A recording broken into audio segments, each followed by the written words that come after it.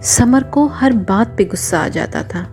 छोटी से छोटी बातों को भी वो हैंडल नहीं कर पाता था।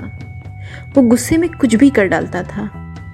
उसके गुस्से में बोली हुई बातों की वजह से उसके रिश्ते काफ़ी ख़राब हो गए थे, मगर ये बात उसको समझ में ही नहीं आ रही थी। एक बार उसकी दोस्त अनु से आके मिली और उसकी हालत देखकर उसने निश्चय किया कि वो समर से इस बारे में ज़रूर बात करेगी। उसने समर को एक मॉन्क के बारे में बताया और कहा कि तुम्हें उनसे जाकर मिलना चाहिए, वे तुम्हारी इस गुस्से की परेशानी का हल ज़रूर बता देंगे। लेकिन समर ने बिल्कुल मना कर दिया क्योंकि वो इन सब बातों पर विश्वास नहीं करता था। लेकिन अपने दोस्त के जोर देने पर वो मॉन्क से मिलने के लिए राज़ी हो गया। अगले दिन समर उन मॉन्क से मिला। उन्हें देखते ही उसे कुछ अच्छा सा महसूस हुआ। उसने अपनी परेशानी बताई।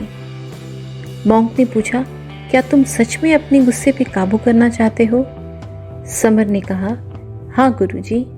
मॉन्क ने कहा, ठीक है, कल सुबह 5 बजे यहीं पे मिलते हैं। अगले दिन समर ठीक 5 बजे उन मॉन्क से मिलने वहां पहुंच गया। मॉन्क ने एक बड़ा सा बैग समर को देते हुए कहा कि इसमें लोहे की कीलें हैं। समर ने पूछा, गुरुजी ये किसके लिए?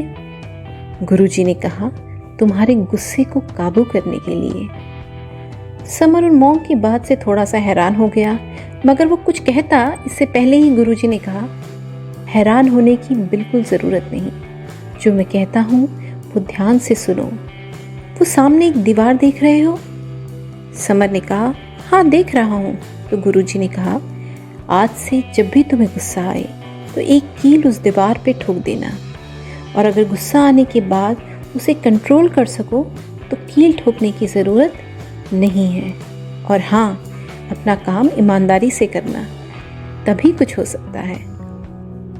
समर के दिमाग में हजारों सवाल कौंधने लगे और उन मॉन्क ने भी इस बात को भांप लिया। उन्होंने तुरंत कहा, समर, तुम्हें मुझ पे विश्वास करना ही होगा, तभी हम मिलकर तुम्हारे गुस्से को काबू कर पाएंगे। मॉन्क के चेहरे और बातों में उसे एक अद्भुत विश्वास दिखाई दिया और वो तुरंत इस बात के लिए तैयार हो गया। पहले दिन समर ने तकरीबन 50 कीलें दीवार पे ठोक दी, मतलब इतनी बार उसे दिन में गुस्सा आया था। अगले दिन उसने 48 कीलें दीवार पे ठोकी और 1-2 वक्त पे उसने अपने गुस्से को काबू कर लिया था, इसलिए उन बातों के लिए उसने दीवार पे कील नहीं ठोकी।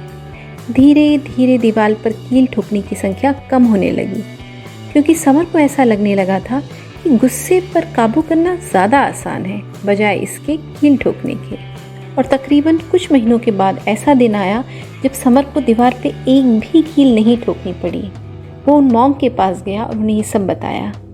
मॉन्क को ये देखकर खुशी हुई कि समर ने अपना काम ईमानदारी से किया, और समर के हाव भाव को देखकर उसके स्वभाव के बदलने का भी एहसास हो गया था।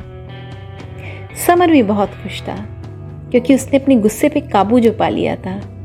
लेकिन तभी गुरुजी ने कहा, समर, अभी पूरा काम खत्म नहीं हुआ है।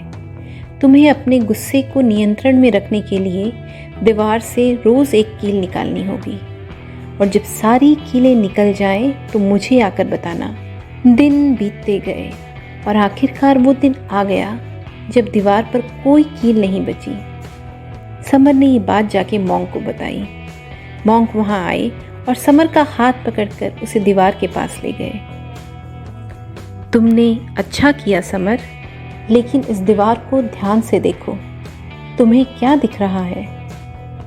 समर ने कहा, इस दीवार पे मुझे बहुत सारे छेद दिखाई दे रहे हैं। मॉन्क ने कहा, सच बात, अब दीवार कभी भी पहले जैसी नहीं होगी। समर, जब आप गुस्से में कुछ कहते हैं तो वो इस तरह के निशान छोड़ जाते हैं लोगों पर, इसलिए आपके गुस्से में बोले हुए शब्द कई बार लोगों को घाव दे जाते हैं। इसलिए अपने गुस्से पे काबू करना बहुत ज़रूरी है। समर को सारी बातें समझ में आ गई। उसने मॉन्क का बहुत धन्यवाद किया और इस घटना को उसने सभी लोगों को शेयर किया जिन्हें बहुत गुस्सा आता था, और उनको भी इस घटना को सुन के काफ़ी प्रेरणा मिली। तो दोस्तों, ये थी आज की कहानी। उम्मीद करती हूँ ये कहानी आपको ज़रूर पसंद आई होगी। अगर आपको ये कहानी पसंद आई है तो मुझे कमेंट करके ज़रूर बताएं। तो मिलती हूँ एक नई वीडियो में एक अच्छी नई कहानी के साथ। तब तक के लिए खुश रहिए, सेहतमंद रहिए और मुस्कुराते रहिए।